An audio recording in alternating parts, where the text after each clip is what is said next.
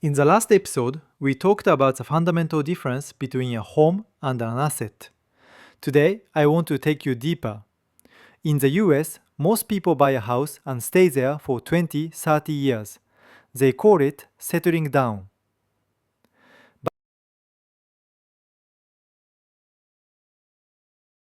But in the high-stakes world of Seoul's Gangnam, we don't settle down. We leapfrog. We call this galatagi. It's the art of strategically moving your capital from a good location to a superior one. It's not about moving because you need more bedrooms, it's about moving because your capital needs a better engine. If you want to understand how a regular salary earner in Korea ends up with a $4 million apartment, you need to understand this mechanism.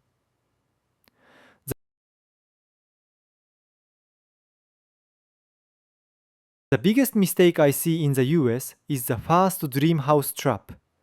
People wait until they can afford the perfect house with the perfect backyard. In the Korean framework, that's a waste of time.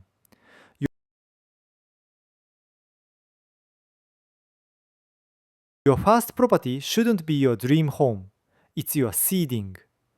When I bought my first place, I didn't care if the wallpaper was ugly or the kitchen was small. I looked at one thing: liquidity. How fast can I sell this to move to the next level?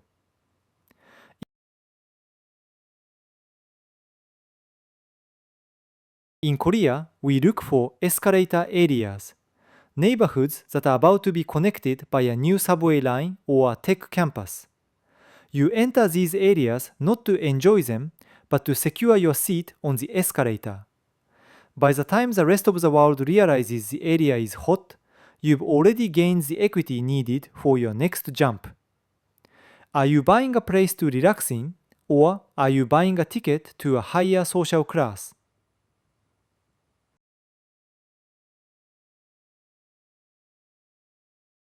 The magic happens in the pivot. Let's say your first apartment went up by $200,000. Most Americans would use that equity to buy a bigger car or a boat. In the observer's framework, that $200,000 is not spending money. It's upgrade fuel. The leapfrog strategy requires you to be comfortable with debt, but not just any debt. We call it good debt used for asset compression. While my American colleagues were bragging about their low debt-to-income ratios, I was looking for ways to concentrate all my liquid net worth into a single, high-density asset in a Tier 1 location.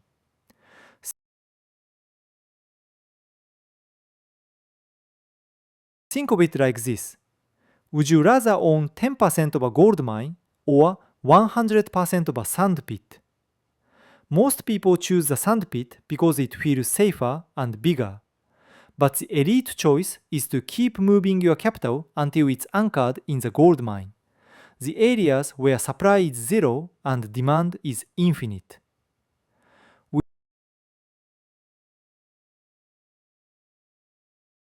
We are told that patience is a virtue.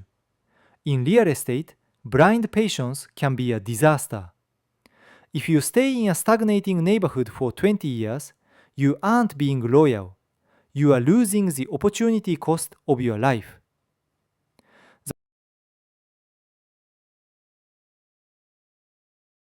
The Korean leapfrog requires constant observation. Every 3 to 5 years, you must ask, is my capital working as hard as it can in this location? If the answer is no, you move. You sell, you leverage, and you jump to a superior zip code. This is how you outpace inflation. This is how you benefit from the global money printing.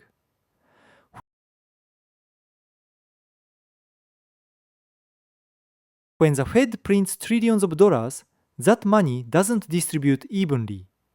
It flows into the most desirable anchors. If you aren't positioned in those anchors, you are effectively paying for everyone else's wealth through the devaluation of your cash.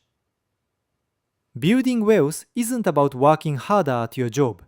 It's about making sure your assets are in the right place at the right time. The leapfrog is a mindset of constant optimization.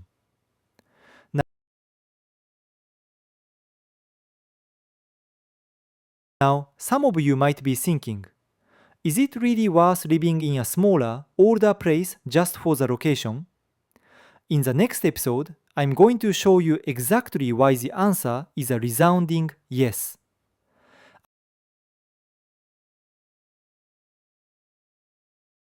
I will tell you the story of my parents in 2001.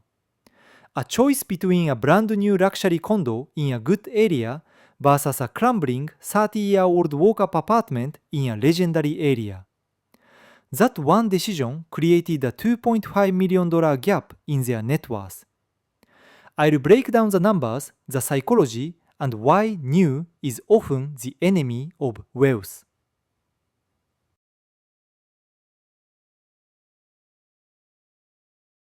I'm the observer. See you in the next framework.